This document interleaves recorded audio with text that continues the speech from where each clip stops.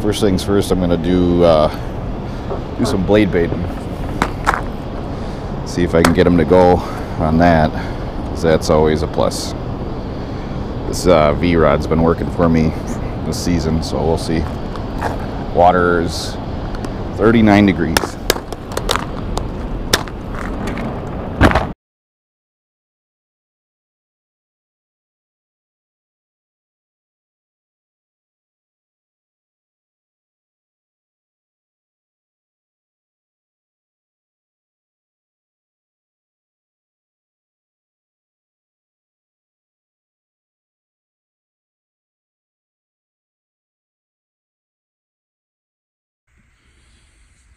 Okay, I really need to check my camera connections more often because my microphone came unplugged here. And yeah, so I'm just going to walk you through what I'm doing. I'm basically making these casts at this current seam.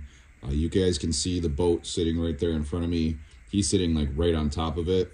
I always recommend making casts to areas you want to fish, because then you're not pulling right over the top of fish.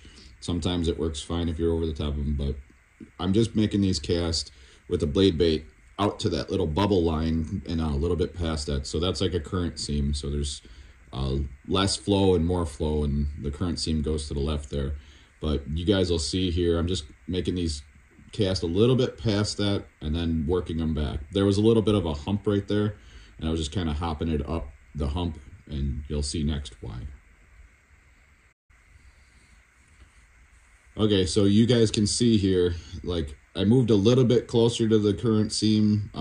It kind of moves in and out, but the key here is to try and stay, you know, in a decent casting distance to it. But what I had found was trying to make these casts too far wasn't giving me the right vertical pop. And you'll see here, I'm just doing these quick little 6-inch pops. So pop, pop. And what you're waiting for is that right there. I'm going to hopefully make it so that you guys can see that. But basically, right when that hits the bottom, you feel the fish load up on it and you set the hook. As you guys can see, that's a 14-inch walleye, and that is undersized, so I threw it back. Okay, so now I've been doing this for a little while, and I've had a couple of bites and missed them, but basically just doing the same thing, making these casts back towards this current seam, and I figured I got one fish there and got some bites already, so just keep working on it and kind of pick it apart. As you guys can see, I'm just doing the quick little hops. Watch the tip of the rod here. Just keep watching it. See how it just stopped? That's because this fish pinned it right to the bottom, and it wasn't a little fish by any means. I love when the blade bait fish like just crush baits, and I felt this guy basically pull down as I pulled up. So as I was trying to explain, you know, you're just hopping it along like that, and it was just fun. And yeah, I was struggling here, and I wish I had audio, because this is such a cool thing, because I've never really got to fish this spot on camera or anything like that on film, and been wanting to do it for years for you guys, and it's paying off.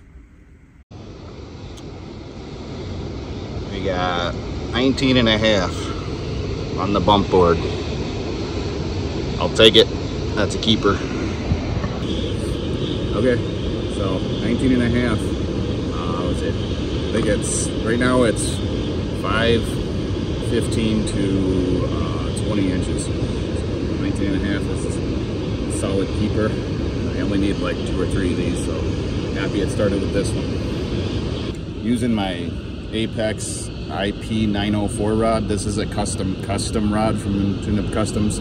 You guys would have to ask for it very specifically. It's not on the website, but it's like a medium heavy, and then I switched it up to it's like a no-name brand blade bait, but the color, I think the color is what makes a big difference here. So I'm gonna go see if I can get a couple more before it gets too crowded today.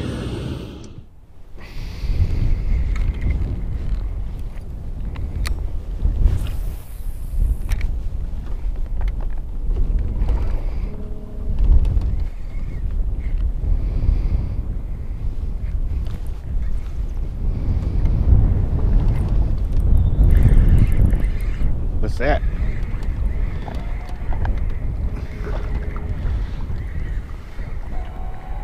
What is that? Oh, one of you guys. You're not a walleye. Quillback. Got him in the mouth too. Probably the biggest one of those I've ever caught. That dude's lammed this thing. Those quillbacks will they'll eat just about any any bait a walleye will, so not surprised, but I am not targeting those right now. I'm gonna fish this break line here, hopefully not get run over. Just had somebody buzz me and see if there's anything big on it. Usually if there's if those quillbacks and stuff are stacked up in a spot, a lot of times you'll have walleye and other stuff in the same area.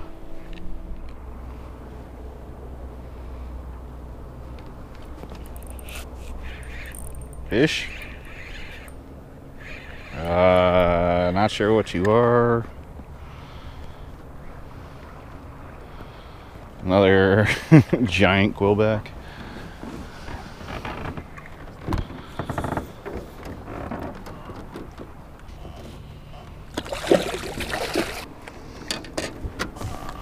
Another big slimy quillback.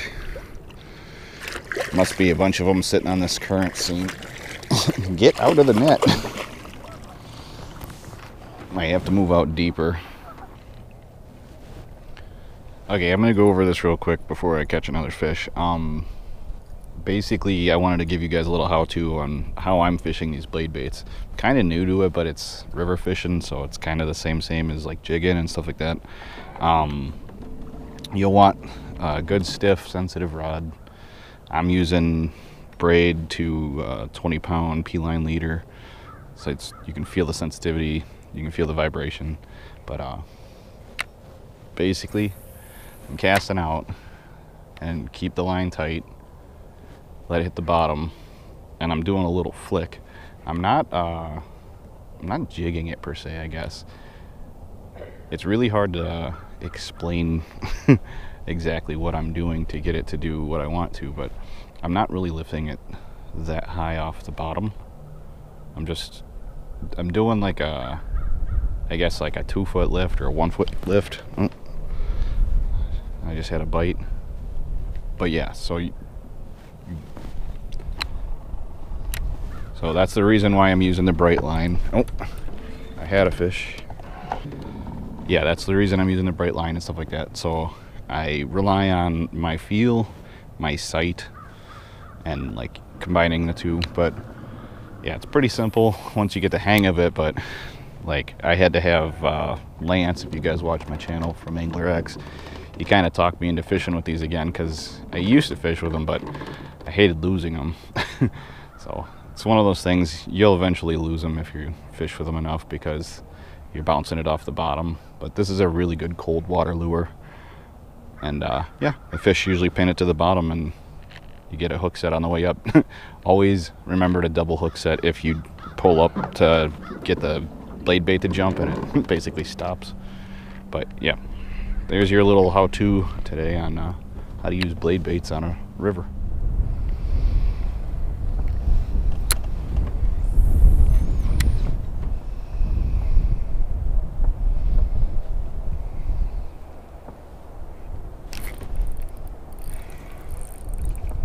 What is that? That is not a walleye.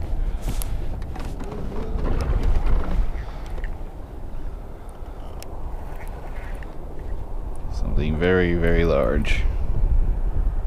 What is that? Dude, is that a buffalo? That doesn't make any sense.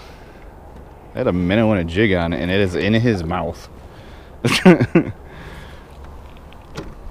That thing is huge.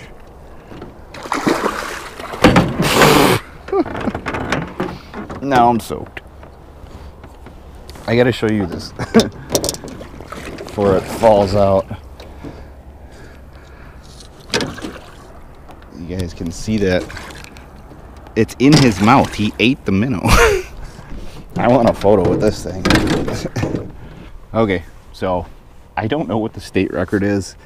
And somebody's gonna have to tell me what kind this is, because I think this is a smallmouth buffalo, or it's the biggest quillback I've ever seen. Either way, this thing is stupid big, and if I can get it on the scale, I'm going to.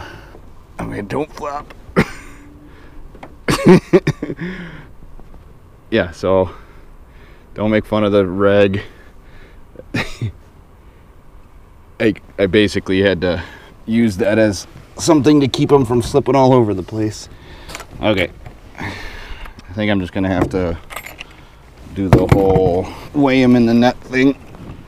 I forgot how high this goes, but all right, let's see.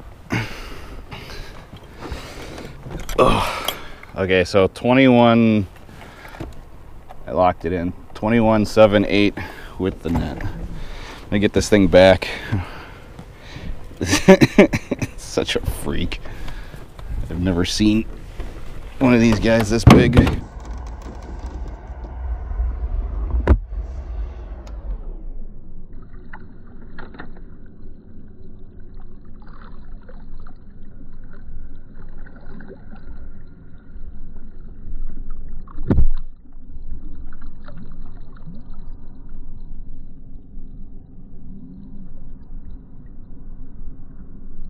Okay, do me a favor, comment below. Big mouth, smallmouth buffalo, one of the two.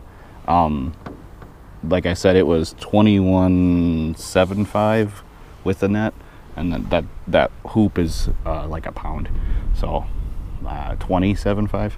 I don't know what the state record is. It's probably way bigger than that, but either way, that was probably the biggest fish I've ever caught on a minnow and a jig. Okay, that was a whale of a fish. I have not seen something that big in a long time. Springtime is the time to find the freaks. I wasn't targeting them, but I just made a pitch up shallow thinking maybe the walleye moved up shallow and got a thump. And I'm going to try and make it so you can see it, but like, yeah, it thumped, so I set the hook and then it just didn't move. But I think the water's too cold. Otherwise, I think that thing might have broke my line, because I'm only fishing with like 8 or 10 pound test on that rod. But regardless, that was a cool fish to see, and I got dinner in the box. So hopefully you guys enjoyed this short little one. These spring trips are very special, and I love the fact that I can get out here every once in a while. So hit that like button, comment below. If you're new here, subscribe. If you're not new here, what should I target next? Should I try and target those guys?